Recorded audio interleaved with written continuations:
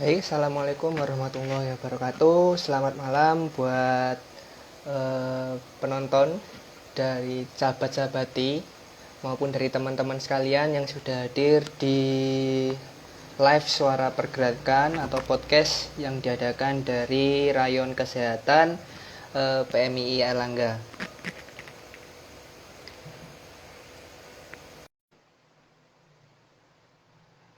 Untuk saat ini pada malam hari ini kita akan melakukan sedikit wawancara tanya jawab dengan selamat malam Dokter Maki.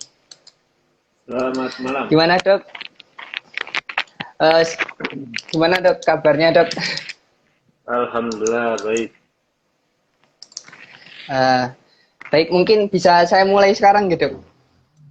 Oke, santai-santai aja ya. Jangan terlalu serius lah. Oke. Ya, assalamualaikum warahmatullahi wabarakatuh.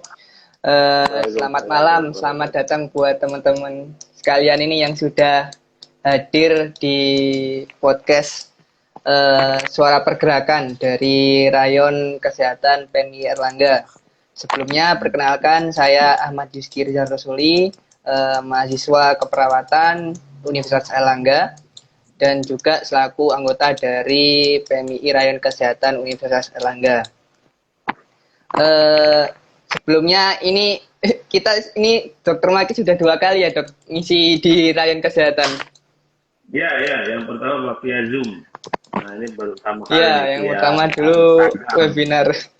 Iya, iya. Gini dok, ini jadi kemarin teman-teman ini kan menanggapi banyak isu terkait simpang siur mengenai vaksin.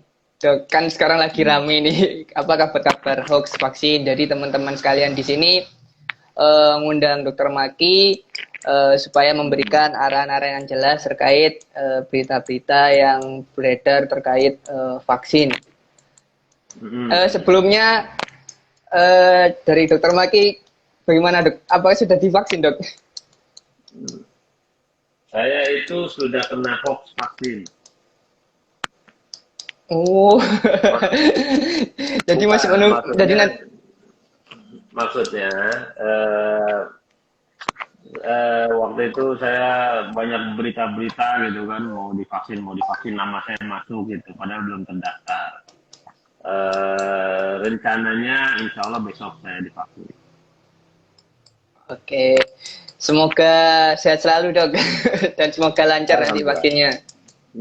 Ya. Iya, soalnya kemarin saya juga sempat melihat berita dari Ketua Satgas NU Peduli COVID, Dr. Maki ada di list daftar vaksin pertama tuh bareng Pak Presiden. Ya, berarti Anda kena hoax nasional. Ya, itu hoax nasional itu. Oke. Semoga besok lancar, dok. Oke. Ini suara bagus ya, jelas? Atau ada delay? Alhamdulillah. Alhamdulillah, jelas dok.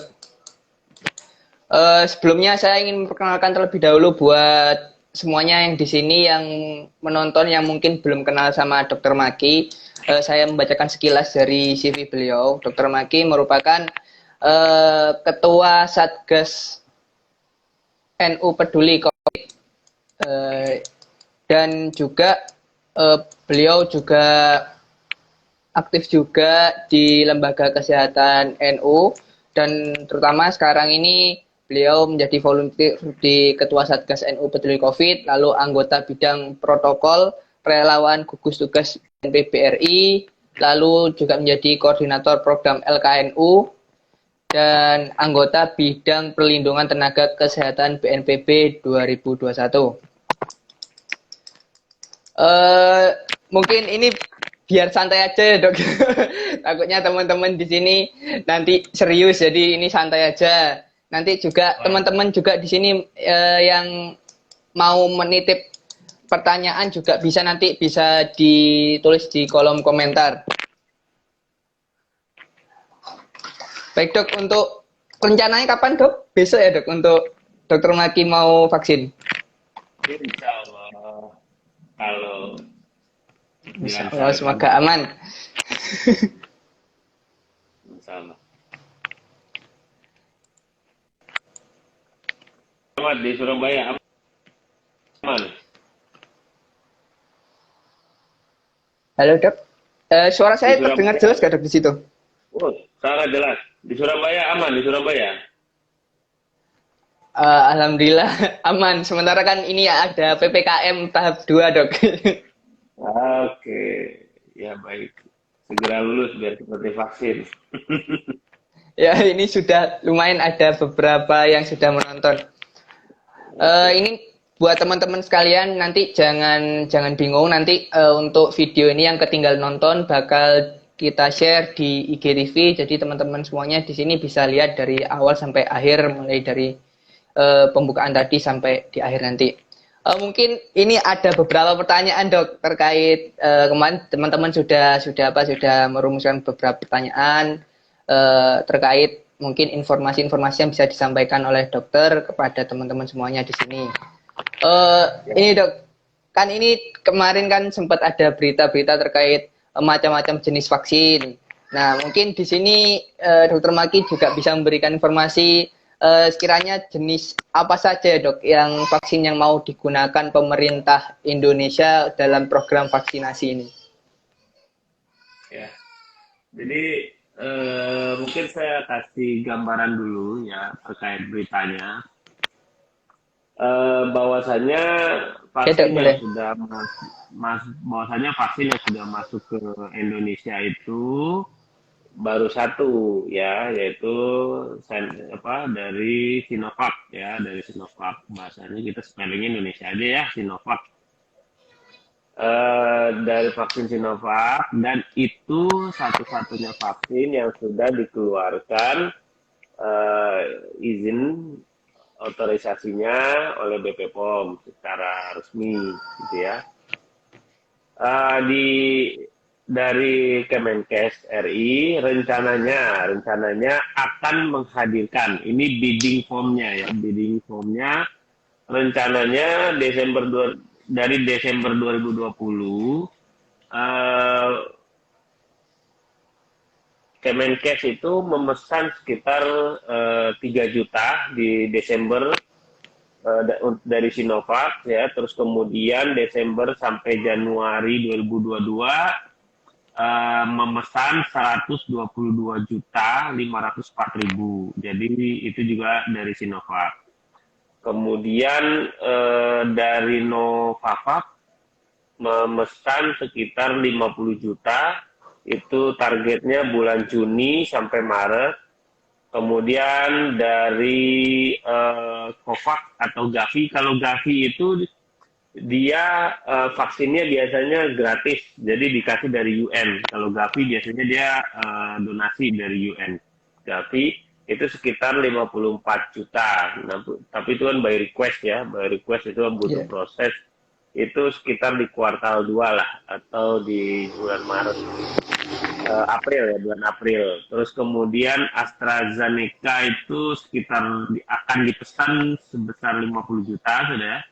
Terus Pfizer itu finalisasi agreement-nya ya, itu sebesar 50 juta pemesanannya, 50 juta yang akan didatangkan di kuartal 3 tahun 2021 sampai kuartal 1 2022. Jadi yang dibutuhkan itu sekitar 329.500.000 dosis.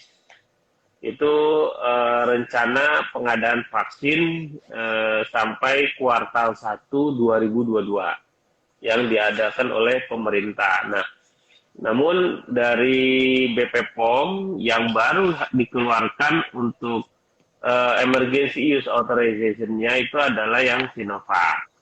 Ya, dikeluarkan per tanggal berapa ya kemarin ya, tanggal 12 kalau nggak salah. Itu dari BP POM-nya sudah dirilis. Nah, jadi kalau ditanya pemerintah bagaimana terkait perizinan yang secara resmi baru Sinovac. Nanti dari merek-merek yang lain juga nanti akan mengikuti prosedur yang sama, termasuk juga terkait perizinan atau kehalal atau haraman dari MUI itu juga. Jadi prosesnya sama, nanti masing-masing merek. Cuman karena memang kemarin baru satu merek, ya baru itu yang dikeluarkan.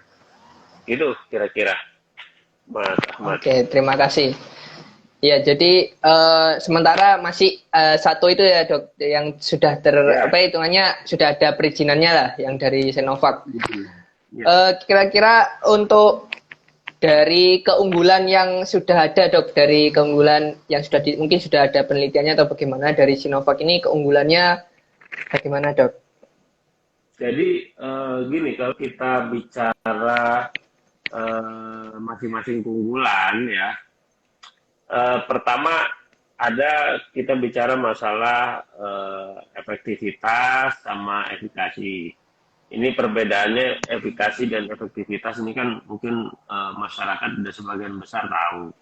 Kalau apa sih efikasi ada di Sinovac itu kan efikasinya sekitar 65%. Efikasi itu jadi dari pada uji tahap 3, uji klinis tahap 3 ya, sekitar 63% yang diuji itu tidak terkena COVID. Jadi artinya walaupun tahap dari WHO itu di atas 50% itu sudah bagus, 65% itu sudah bagus. Cuman memang sangat variasi dari BP POM ini bahwa data efikasi di Indonesia untuk Sinovac itu 65,3%.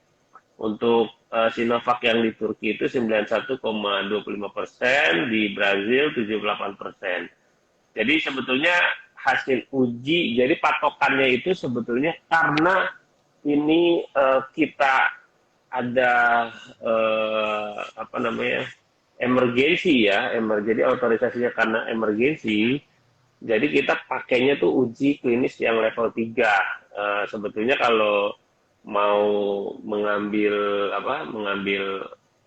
uji vaksin yang komplitnya ada uji level 3, ada uji produksinya, ada panjang lagi tuh prosesnya. Tapi ya kita akhirnya patokannya ke efikasi uji level 3-nya ya seperti itu gitu pada uji klinik fase 3. Jadi ya kita ngambil efikasinya yang untuk di Indonesia itu 65,3%. Sedangkan untuk yang Pfizer ya karena memang tidak diujinya di sini, di negara lain ya ada yang 95%, ada yang 90%, tapi yaitu beda-beda kayak misalnya Moderna. Kalau Moderna ini ada 94, Pfizer 95% ya. Terus kemudian AstraZeneca ada yang 90% ya. Itu memang beda-beda di setiap daerah. Tapi di beberapa daerah, di beberapa negara, Pfizer juga mempunyai masalah. Ada yang punya shock anafilaktik ya.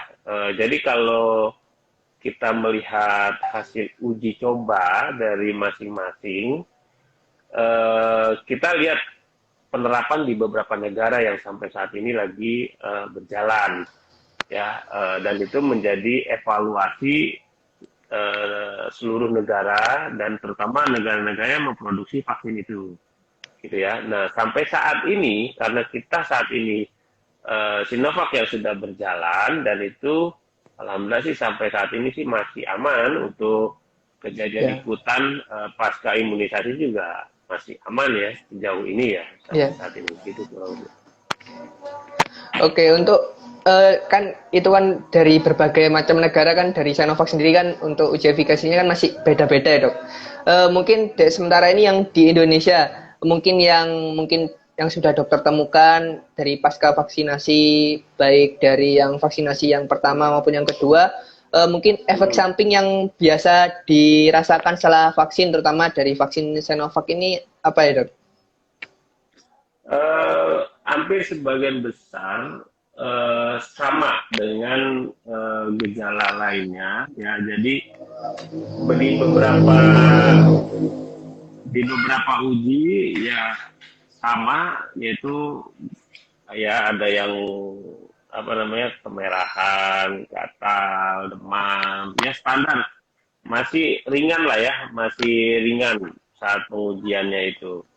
Jadi apa namanya reaksi lokal ya seperti nyeri, indurasi, iritasi, kemerahan dan pembekakan atau sistemik ini hasil dari BPOM ya, hasil ujinya yang Iya. dilaporkan efek sistemik hanya mialgia, fatigue dan demam gitu. Secara keseluruhan kejadian efek samping ini juga dialami pada subjek yang mendapat placebo.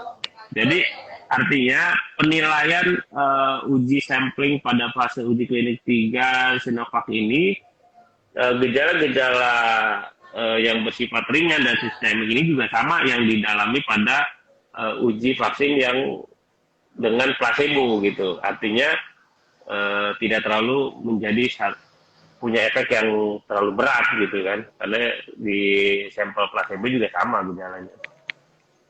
Kurang lebih gitu. Jadi kalau bisa dibilang ini efek sampingnya itu sama seperti kayak kita melakukan vaksinasi seperti yang sebelum-sebelumnya itu, kayak kita waktu masih bayi imunisasi kan memang wajar lah kayak demam, lalu ada efek-efek samping yang tidak berat. Sama kayak misalnya kalau sebelum vaksin dompetnya kempes, setelah vaksin tetap kempes ya sama aja gitu aja. Gitu. Misalnya Jadi nggak punya sementara ya, jadi aman ya dok, aman. insya Allah aman ya. Ya jadi Insya buat Allah. teman-teman semuanya di sini nggak perlu takut. Karena mungkin dari pemerintah juga pastinya sudah memastikan terkait keamanan dari vaksin Sinovac sendiri ya dok. Ya, ya. Lalu Sama.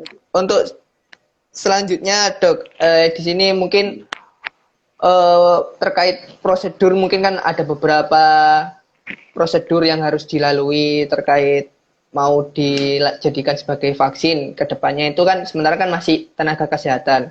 Mungkin secara regulasi maupun secara prosedur syarat vaksinasi ini untuk mencapai keberhasilan vaksinasi yang baik itu seperti apa dok? Pada prinsipnya jadi gini, kalau kita bicara keberhasilan vaksinasi secara nasional itu ada hitungannya secara nasional ya. Ya, Karena kan tujuan vaksinasi itu kan adalah kekebalan kelompok, herd immunity. Jadi ada hitungannya. Kenapa jumlah dosis yang dikejar oleh pemerintah tadi sampai berjuta-juta dosis gitu ya. Ini kita secara nasional dulu, belum sampai ke dosis ke per orangnya gitu ya. ya. Yang pertama, jumlah penduduk total itu kita kurang lebih 269,6 juta gitu ya. Terus kemudian jumlah penduduk lebih dari 18 tahun, kita anggap yang divaksinkan yang lebih 18 tahun. Itu kurang lebih 188,7 juta. Nah, terus kemudian kita keluarkan ibu hamil, terus kemudian yang sudah terpapar COVID, lalu yang komorbid, yang punya komorbid tidak terkontrol, itu sebesar 7,2 juta. Ya, jadi kurang lebih jumlah penduduk lebih dari 18 tahun yang bisa divaksin itu kurang lebih 181,6 juta. Ya, jadi situ. Terus kemudian untuk kita bisa mencapai herd immunity, kekebalan kelompok dalam satu negara, ya agar bisa melewati fase krisis kita dengan COVID ini, maka kita bisa berharap untuk efikasi rate yang kita capai ya untuk kekebalan satu kelompok itu minimal 60%. 60%. Artinya cakupan untuk mencapai herd immunity 60% dibagi 100 penduduk ya, artinya 181 juta, 60% kita bisa 100% untuk bisa mencapai herd immunity. Nah, penduduk yang harus divaksin berarti 181 juta, lalu jumlah dengan kebutuhan dosis vaksin itu dikali 2. Ya, dengan kita perkiraan ada wastage-nya itu rata-rata sekitar 15%, jadi kebutuhan dosis sebetulnya sebesar 426 juta 800. juta dosis. Ya, itu yang kita harapkan dengan 2 kali dosis. Ya, itu baru bisa kita mempunyai kekebalan kelompok di suatu negara. Ingat, kita belum bicarakan sebetulnya vaksin ini kuatnya berapa lama. Kita belum bicara itu. Ya, karena belum ada penelitian yang menyatakan vaksin ini berapa lama, belum ada. Kita belum sampai ke sana. Itu adalah untuk kekebalan kelompok. Lalu bagaimana untuk bisa mencapai kekebalan individu?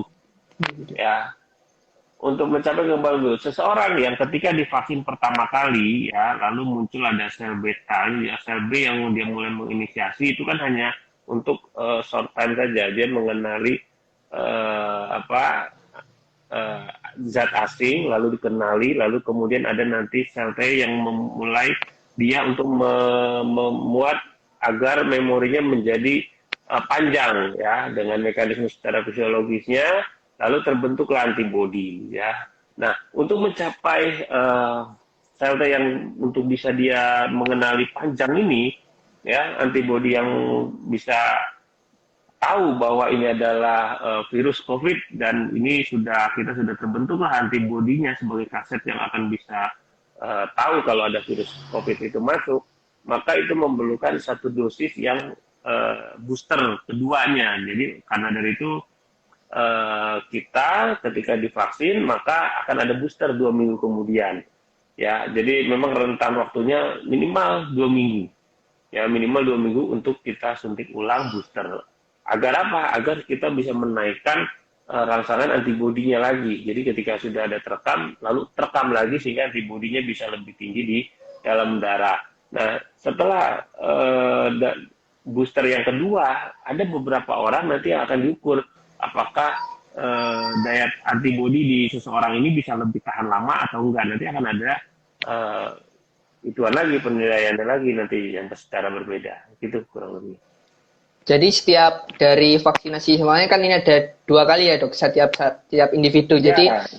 Jadi setelah vaksin mesti ada evaluasinya ya dok. Jadi yang pertama sama yang kedua ya.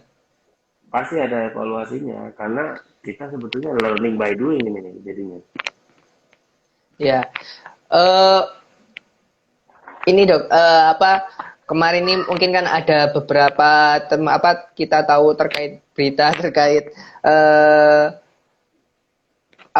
Menteri Kesehatan kemarin itu ada gembor-gembor yang sertifikasi vaksinasi dok, yang bisa dijadikan syarat pergian. Nah itu sebenarnya yang sebenarnya itu berita hoax atau sudah beneran dok? Menurut dokter bagaimana? Ya, jadi sebetulnya itu sih nggak benar sih katanya ya. Tapi sebetulnya yang mengatur peraturan masalah berpergian itu bukan hanya Kementerian Kesehatan, tapi ada Kementerian Perhubungan juga gitu. Jadi kalau misalnya SKB 2 menterinya dengan Kementerian Perhubungan dia meng-ACC bahwa vaksin yang sudah divaksin itu bisa menunjukkan bisa jalan, ya nggak apa-apa gitu. Tapi memang itu bisa digunakan untuk berjalan sampai saat ini. Tapi itu bukan menjadi poinnya kalau menurut saya. Bahwasanya yang menjadi poin saya adalah walaupun sudah divaksin, kita tetap harus melakukan protokol kesehatan dimanapun itu. Memang pemeriksaan antigen itu bukan menjadi suatu protokol ya. Itu adalah suatu screening, metode screening saja untuk antisipasi gitu. Itu hanya peraturan untuk screening. Tapi memakai masker itu menjadi suatu kewajiban gitu. Ya, jadi tetap yang terpenting setelah meskipun vaksin, jadi tetap disiplin 3M ya dok? Iya, itu kadang-kadang ada itu, saya kadang suka bicara bahwa nggak bisa itu setelah vaksin, nggak bisa kita langsung lepas vaksin, santai gitu, nongkrong, malah nggak bisa. Gitu. Karena apa? Karena membentuk satu antibodi itu kan butuh proses, dan kita ini belum membentuk satu kekebalan kelompok karena baru 1,3 juta yang divaksin, dan itu juga belum habis loh, belum habis semuanya. distribusi kita itu masih kacau distribusi. Masih banyak tenaga kesehatan yang belum terdaftar. Gitu. Jadi walau vaksinnya ada, tapi pendistribusinya telat. Gitu. Sedangkan angka kasus COVID sudah sampai 1 juta, dengan angka kasus sudah 13.000 per hari, distribusi itu sudah sejak tanggal 13 sudah 2 minggu, itu masih sisa banyak. Gitu ya. Oke. Itu tadi yang terkait yang sebagai sertifikat pengganti bepergian itu, Dok. Yang selanjutnya itu yang mengenai denda apabila kita tidak mau divaksin. Kan kemarin sempat viral itu dari anggota dewan yang memberikan respon penolakan terkait adanya vaksinasi ini. Itu sebenarnya tanggapan dari dokter sendiri bagaimana gitu? Ya, jadi kadang masyarakat mungkin perlu memperhatikan bahwa hal yang positif bisa hilang karena satu yang negatif gitu. Jadi menurut saya yang menolak itu satu orang, sedangkan yang setuju itu ada ratusan orang. Tapi terkesan ada justifikasi karena satu orang itu gitu. Tuh kan bener, karena ada ragu-ragu, tiba-tiba ada, tuh orang DPR aja ngomong kayak gitu kan. Padahal hanya satu orang gitu. Nah disinilah yang perlu saya garis bawahi. Sama vaksin juga seperti itu. Vaksin itu ya sudah jelas ada kegunaannya ya. Kegunaannya ada vaksin. Tapi efek samping atau kejelekannya mungkin ada, walaupun belum ketahuan, walaupun belum tahu. Nah, yang kegunaannya ada, kenapa kita harus mikirin yang belum tahu gitu, yang belum jelas gitu? Kenapa kita harus mikirin yang belum jelas tahunya gitu? Sedangkan yang sudah bagusnya atau positifnya kita sudah tahu gitu kan? Nah itulah yang mungkin kita perlu tahu gitu, terutama untuk tenaga medis gitu kan?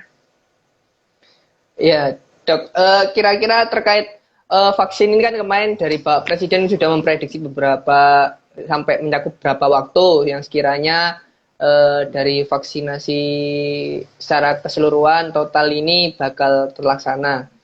Kira-kira tanggapan dari dokter itu kira-kira butuh berapa lama ya, Dok, untuk kita bisa memenuhi kebutuhan vaksin untuk keseluruhan rakyat Indonesia ini, Dok? Nah, itu dia tadi yang saya sudah paparkan di awal.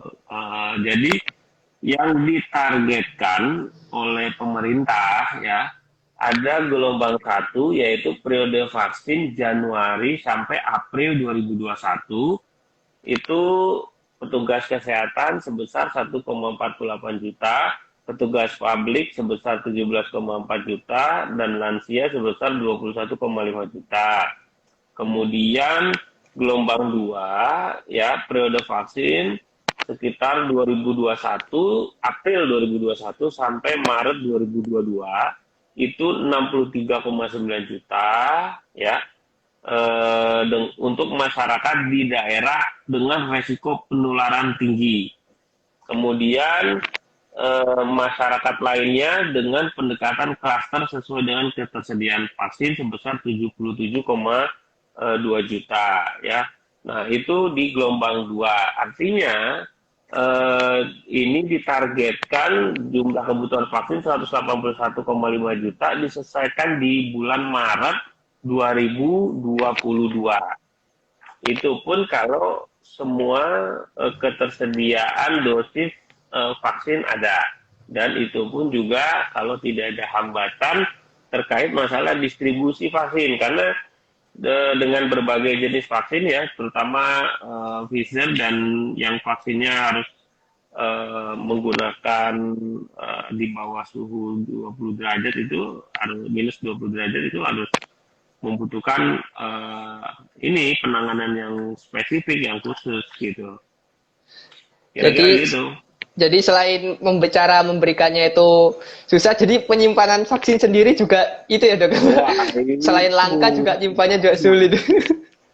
Udah gitu. Makanya saya bilang gini, ya sekarang itu masyarakat bilang, waduh, takut sama vaksin, nolak vaksin gitu. Sebetulnya masalahnya bukan masalah ditolak vaksin atau enggak gitu. Sekarang itu masalahnya vaksinnya mau nggak sama kamu gitu loh. Vaksinnya ada nggak buat kamu gitu loh. Karena apa? Di sekarang bawa vaksin aja susah. Nyari dosis aja susah. Oh, dari jumlah ke sana ke sini tuh susah gitu kan. Nah di situ Iya. nggak Oke, usah mikir dia ini apa dulu. Oke, terus lanjut. eh, ini dok, ini juga, oh iya juga mau nyampaikan juga teman-teman mungkin kalau ada yang belum saya tanyakan, teman-teman juga mau titip pertanyaan, ini juga bisa. Ini dok ada pertanyaan yang masuk, ini dari Mbak Dewi Andrea. Kira-kira ada kemungkinan terkena COVID gak dok, walaupun sudah divaksin? Dulu langsung dijawab apa nggak usah dijawab itu? Iya, Langsung jawab ya. langsung saja dok. Oh, langsung jawab. Iya, iya. Oke. Jadi tergantung kayak Pak Doni Monardo itu ya. Pak Doni Monardo kan divaksin bareng Pak Presiden kan, tahap pertama. Tapi waktu itu dia ke Sulbar, terus kemudian pulang dari Sulbar beliau positif, ya kan? Nah, Ya, kenapa dia bisa kenapa bisa kena COVID ya? Karena memang angka antibody levelnya yang di dalam darahnya ini belum sampai. Dan sedangkan interaksi dia terkena COVID sudah banyak paparannya. Jadi antibodinya dia belum bisa menahan serangan dari luarnya. Jadi tetap dia terkena gitu kan. Jadi walaupun antibodi sudah terbentuk, kan paparan tetap ada gitu kan. Karena antibodi itu kan hanya untuk mengurangi resiko menjadi berat jika terkena COVID, bukan bukan menghilangkan resiko tidak terkena COVID, bukan. Jadi mengurangi resiko menjadi lebih berat jika terkena COVID gitu. Kalau dia terkena COVID, ya seperti pilek biasa, langsung sembuh gitu kan. Karena sudah ada antibodi langsung kena. Sama kayak penyakit cacar, penyakit difteri, dan lain-lain. Ketika paparan dia terkena, ya langsung bisa hilang gitu kan. Karena dia sudah antibodi. Nah, seperti yang dirasa gitu. Jadi artinya kalau ditanya, apakah mungkin terkena? Ya mungkin saja terkena. Cuman masalahnya, apakah berat atau tidak, seharusnya dia tidak akan menjadi berat. Karena apa? Karena antibodinya dia sudah mengenali virus corona yang sudah dilemahkan, sehingga sudah terekam dulu. Jadi satpamnya sudah mengenali lebih dahulu gitu, malingnya siapa gitu. Jadi udah siap-siap. iya. Jadi meskipun jadi kiranya jadi COVID vaksin ini perlu diketahui teman-teman. Jadi vaksin ini bukan menangkal kita dari COVID, akan tapi dengan adanya kita melakukan vaksin ini kita bisa mengurangi resiko ya dok dari COVID sendiri. Ya, mengurangi resiko menjadi berat gitu, menjadi Iya. berat terutama. Resiko keparahan. Ya. Hmm, gitu. Oke, ini lanjut dari pertanyaan Mas Rizkon. Permisi dok, izin bertanya. Kalau untuk yang mempunyai riwayat penyakit, apakah gejala yang muncul juga sama nggih? Yang ulangi gimana? Kalau yang memiliki riwayat penyakit, Iya, apa apakah ini? gejala yang muncul itu mungkin efeknya mungkin dok, efek apa efek dari vaksinnya sendiri? Saya nggak tahu nih. Apakah maksudnya dia pasca divaksin atau sebelum divaksin nih? Jadi begini ya. Kalau Ini semisal, gimana? sepertinya Kira-kira? ini setelah divaksin mungkin dok. Eh, jadi pertama Pasca syarat vaksinasi vaksin mungkin. itu pasca vaksinasi ya. Jadi kalau misalnya pasca vaksin itu kan pertama kan pasti orang yang belum pernah kena COVID gitu kan.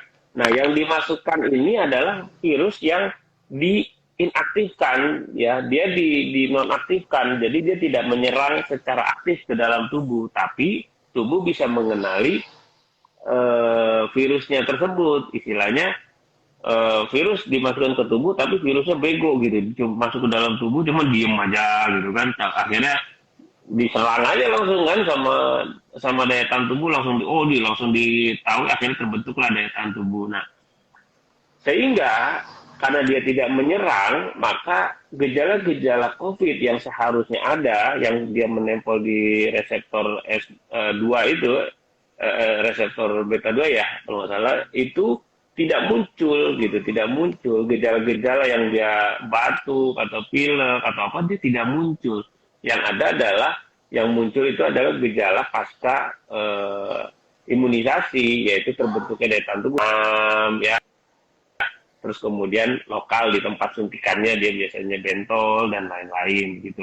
Dan itu biasanya berlangsung ya dalam pengawasan setengah jam. Kalau dia tidak mempunyai gejala ya sudah dia pulang gitu. Atau ketika di rumah kita dipantau aja apakah dia menggigil atau demam atau mual muntah atau enggak. Nah itu memang dalam kasus yang besar, terutama dengan dosis yang 181 juta ini, pas akan terjadi memungkinkan gejala kejadian ikutan pasca imunisasi kemungkinan besar ada, karena jumlah dosisnya besar ya, ada aja, tapi ya mungkin itu akan dipersiapkan oleh Kemenkes lah, pasti kemungkinan ada, walaupun sangat kecil ya.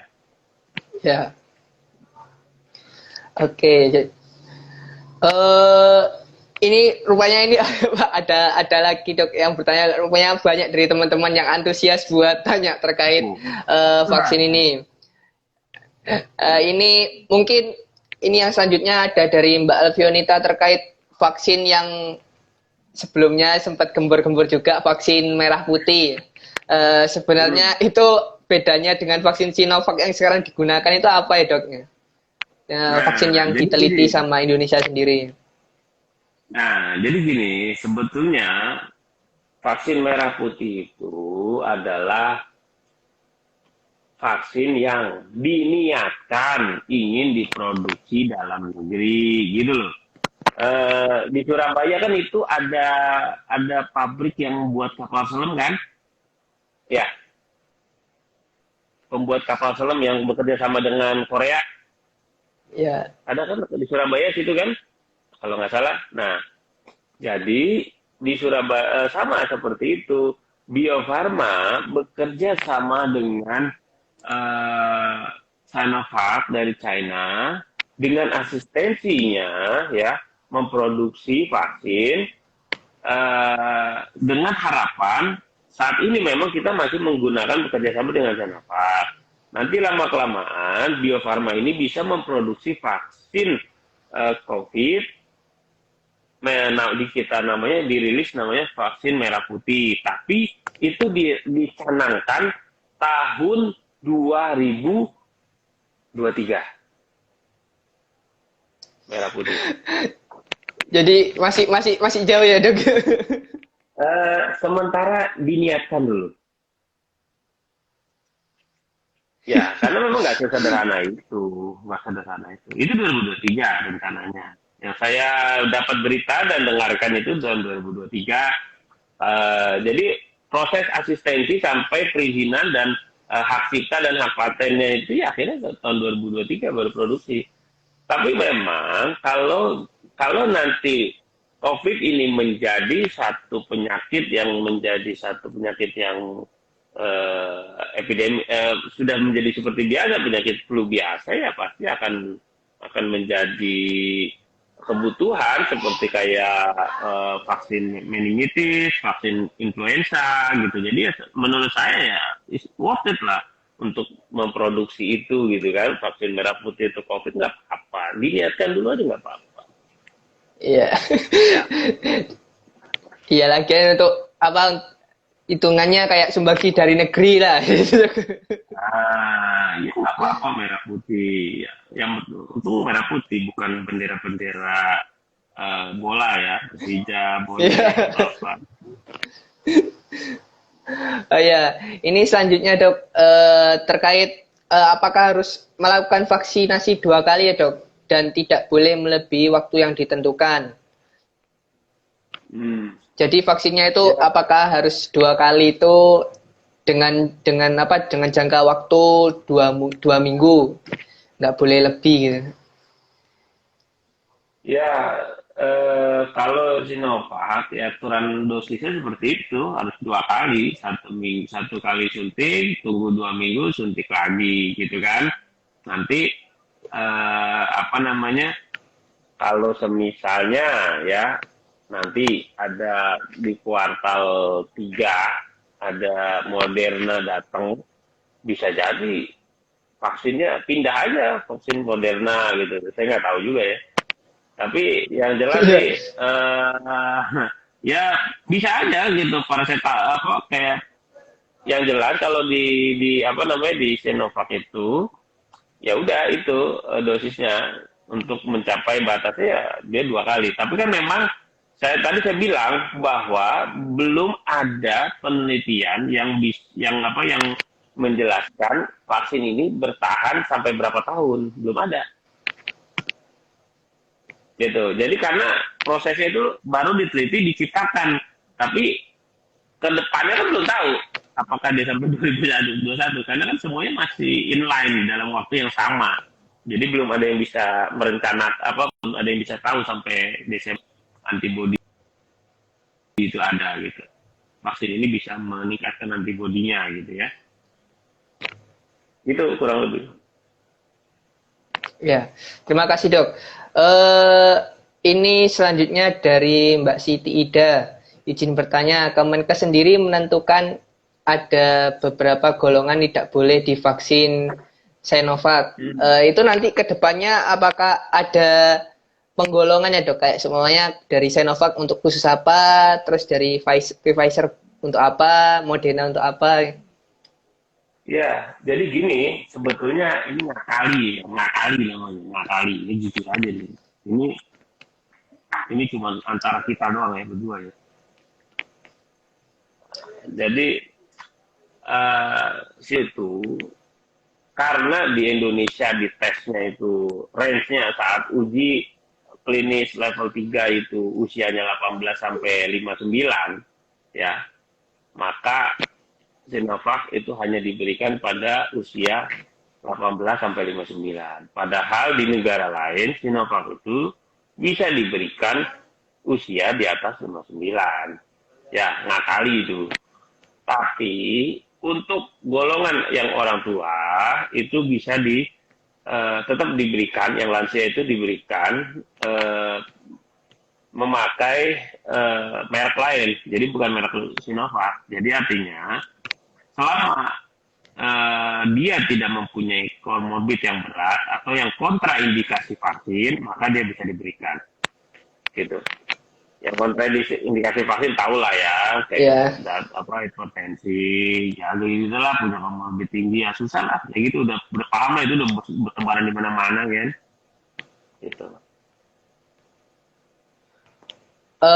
Lalu dok, kan ini terkait vaksin ini kan tentunya bagi kayak semuanya kan yang terutama yang sudah terjangkit COVID sebelum divaksin. Ini kan bakalnya kan terakhir urutan pemberiannya di akhir. Nah, itu kalau seumpama sudah terjangkit COVID lalu divaksin itu apakah itu dapat meminimalisir ya, Dok? Maksudnya untuk kejadian COVID keduanya gitu. Ya, sebetulnya orang yang sudah kena COVID, kemudian dia divaksin lagi, itu sebetulnya memungkinkan itu, karena begini, ada beberapa penelitian yang menyebutkan bahwa imunitas pasca kena COVID itu ada yang bilang 6 bulan, ada yang bilang 8 bulan. Artinya ketika daya tahan tubuh seseorang itu dia menurun, maka ya vaksin juga sebetulnya bisa diberikan gitu.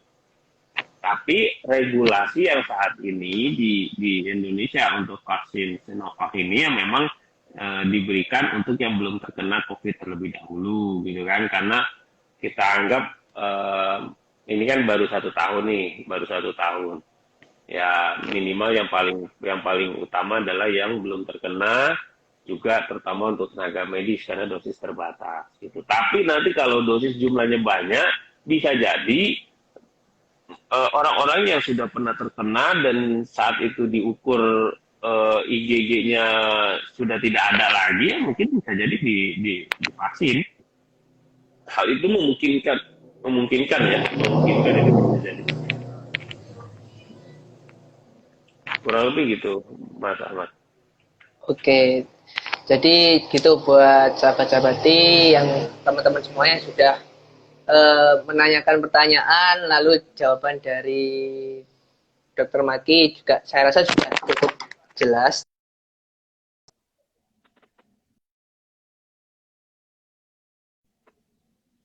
Ini ada pertanyaan lagi dok dari Roza Sania.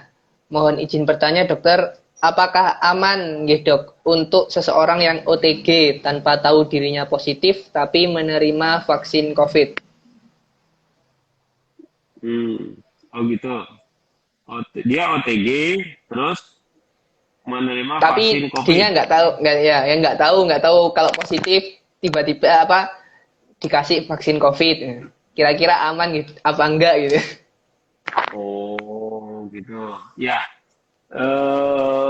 Jadi skenario sekarang kan untung diberikan kepada tenaga kesehatan terlebih dahulu. Ya artinya yang lebih aware lah, lebih aware. Tenaga kesehatan kan pasti insya Allah sih hampir dominan lebih aware lah. Ini gue kena apa enggak gitu kan.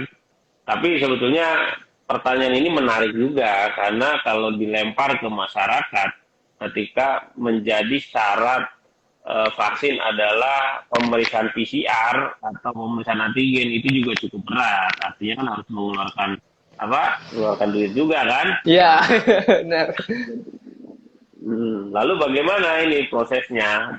Dia apakah OTG dia menjadi berat atau enggak? Pada prinsipnya begini, itu infeksi yaitu ditandai dengan adanya demam, ya demam, terus kemudian kenaikan tensi dan lain-lain. Nah itu menjadi penggugur dia harus vaksin, gitu ya. Demam, terus kemudian tensi naik, itu penggugur dia tidak masuk ke dalam kriteria vaksin, gitu ya. Nah, ketika disebut OTG, OTG-nya nih di fase mana gitu kan?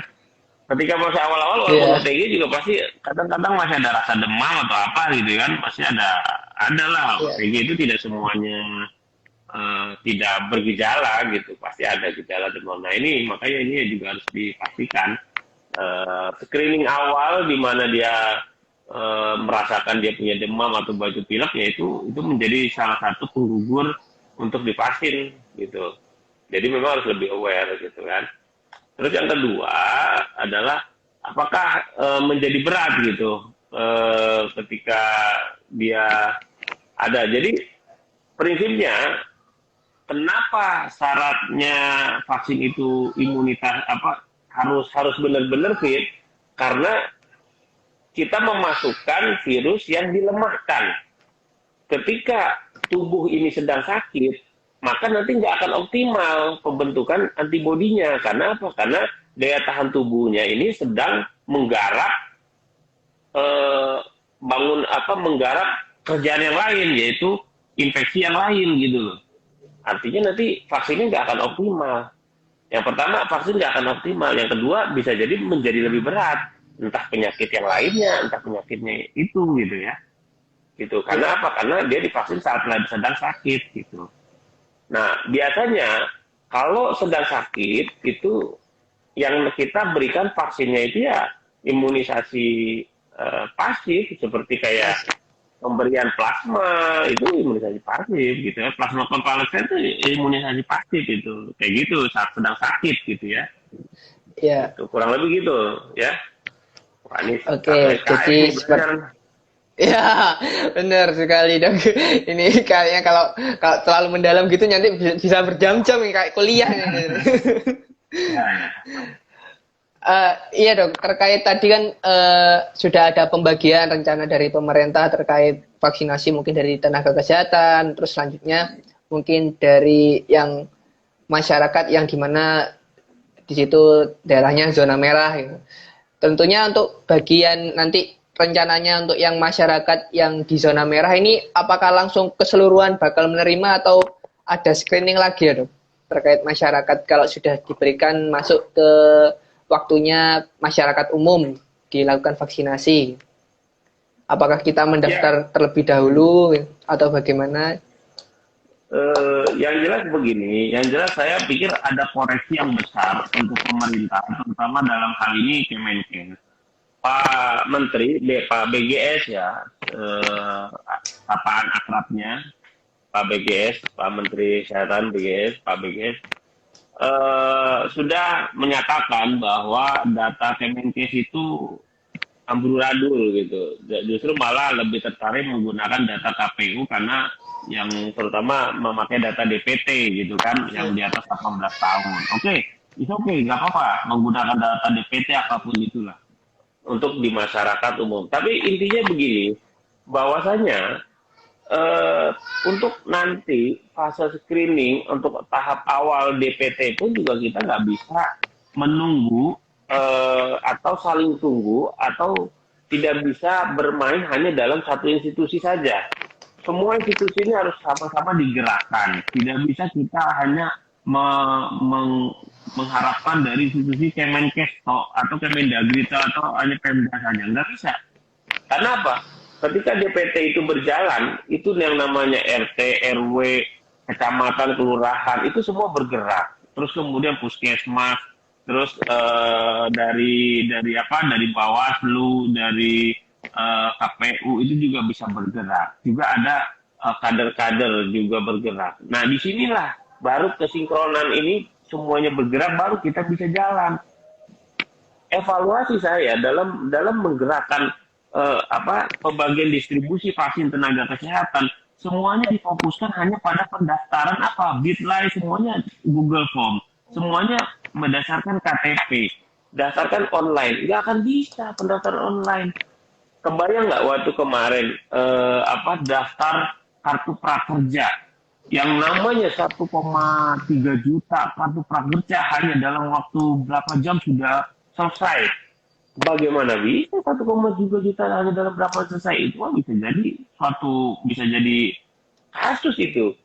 Nggak akan mungkin hal-hal seperti itu bisa jadi. Nah, di sinilah yang mungkin kita harus perlu evaluasi bersama, ya, bahwasannya untuk men-screening satu daerah, terutama zona merah, nggak bisa kita hanya mengandalkan satu instansi.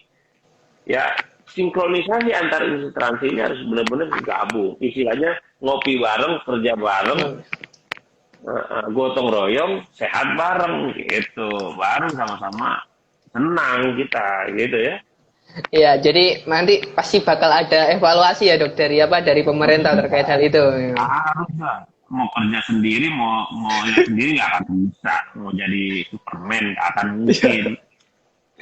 Ya, ini lanjutnya ini ada pertanyaan dari Ariska Rahma dok. Ini bagaimana dok untuk vaksinasi di daerah bencana atau yang terpencil? Yang ya itu terkait tadi distribusinya yang selain menyimpannya susah juga. Kalau Indonesia ini terpencar dok, nggak satu wilayah, itu bagaimana gitu? Hmm. Waduh, saya baru aja kemarin seminggu di Sulbar itu, Iya. daerah Mamuju dan Majene. 1 minggu saya di sana. Saya mikir juga. Akhirnya saya tanya sama dinkesnya, gimana di sini pelaksanaan vaksin? Ditunda dok, katanya. Ditunda semuanya. Kenapa ditunda? Ya bagaimana? Hancur semua, ya kan? Iya. Rumah sakit hancur, ini juga hancur. Bukan masalah ini ya, belum dikirim malah. Jadi nggak masalah sih pasti hancur ya. Masalahnya barangnya juga belum dikirim. Nah, artinya begini. Ya memang kebayangkan mengirim vaksin yang minus di bawah 20 atau harus 60 derajat gitu kan. Itu perjalanannya saja butuh waktu, ya kan? Terus kemudian kalau semisalnya dia rusak sebelum sampai di sana atau rusak pas sudah diterima di tangan, ya sama aja itu kan itu jadinya temuan KPK, kita beli barang tapi pas diterima sudah rusak, ya. Jadi hasilnya temuan itu. Nah, itu juga harus ditemukan. Maka saya pikir untuk di tahap awal memang di sini kita Kemenkes harus benar-benar bisa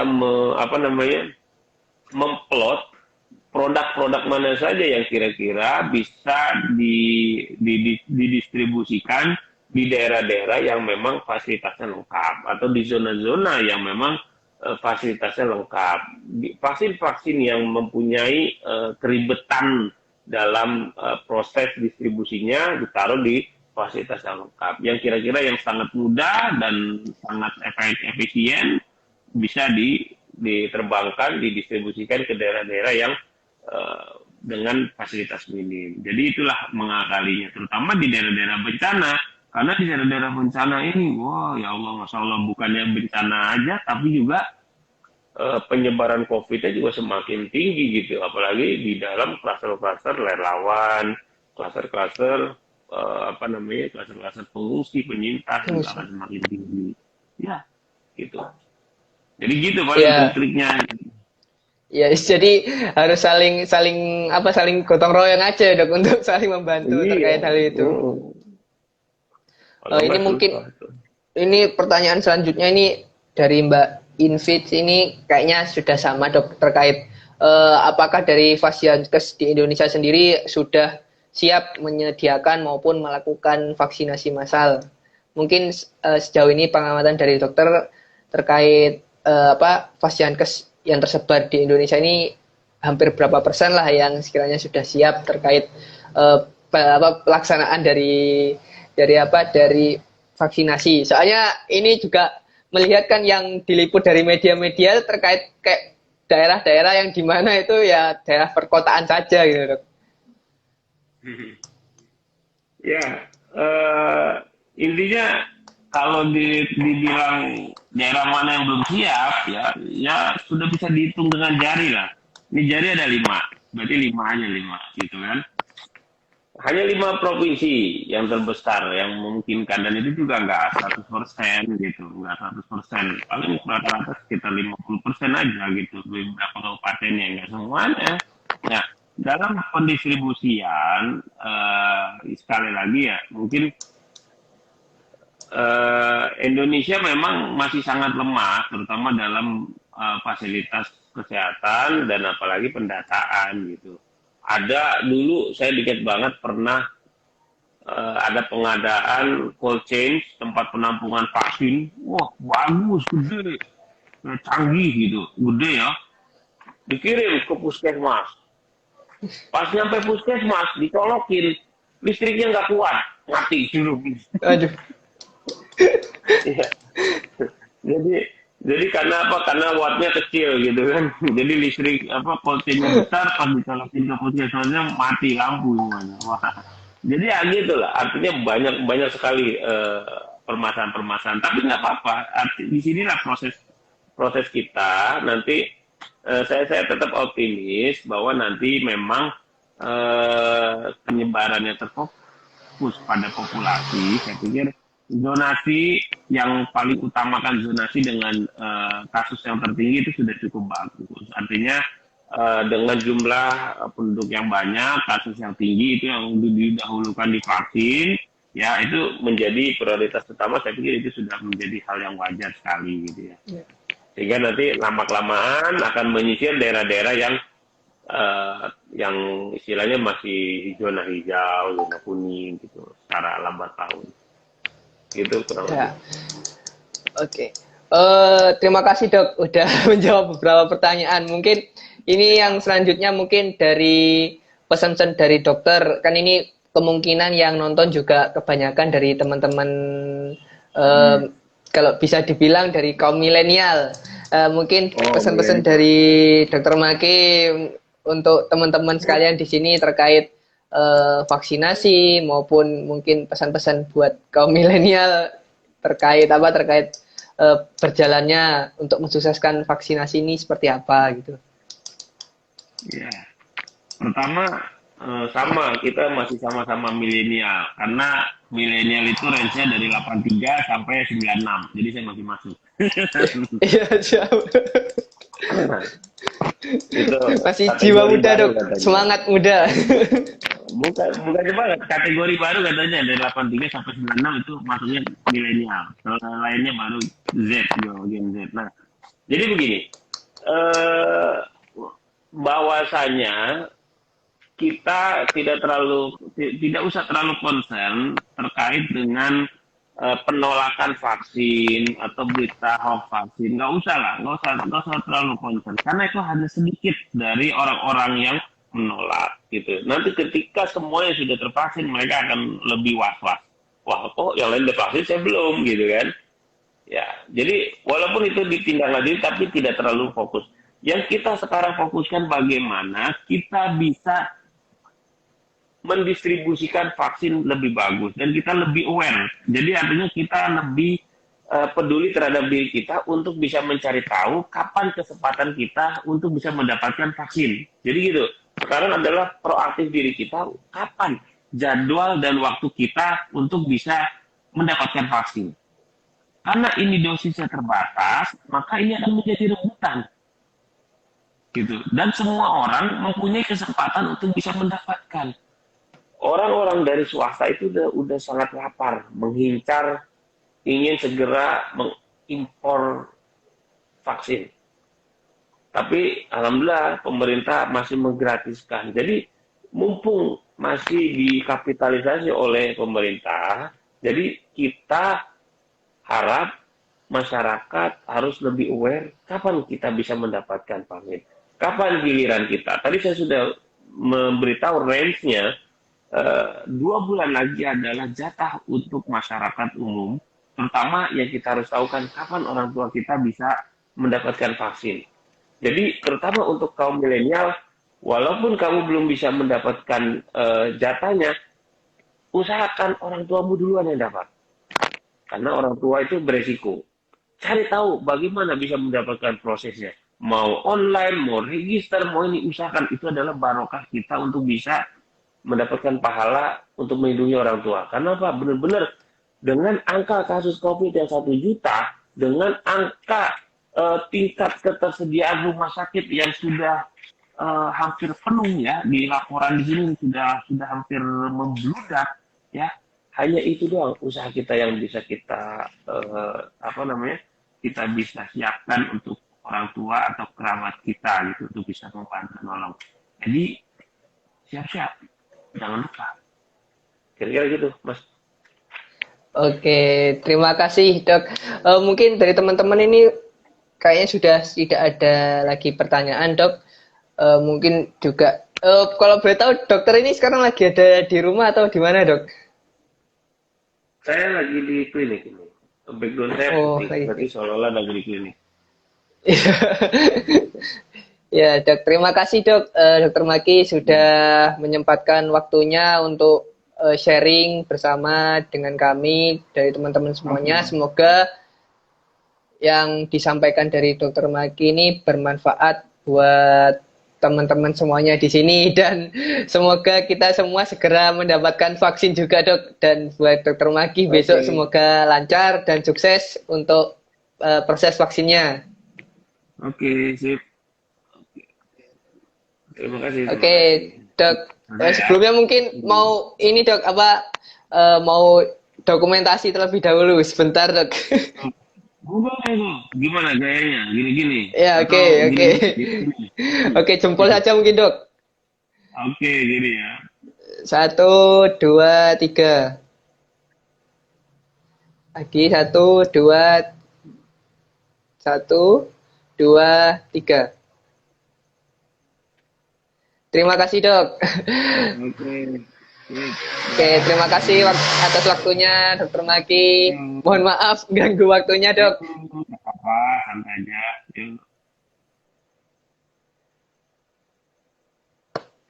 Ya, mungkin itu saja teman-teman sharing kita atau podcast kita Live Suara Pergerakan untuk edisi malam ini terkait vaksin. Apakah vaksin itu aman? Tentunya tadi sesuai dengan jawaban yang sudah disampaikan oleh Dokter Maki, jangan takut, jangan sampai kita terbawa atau percaya terkait berita-berita hoax yang terjadi dan yang keliaran lah terkait berita-berita hoaxnya. Jadi kita selaku kaum muda, mari kita bersama-sama untuk mensukseskan program vaksinasi yang digalakkan oleh pemerintah, dan kita harus percaya terhadap pemerintah bahwasanya vaksin ini aman dan halal. Mungkin itu saja dari saya Ahmad Yuski Rizal Rasuli. Mohon maaf apabila ada kekurangan dan ada salah kata maupun perbuatan, saya mohon maaf. Saya tutup.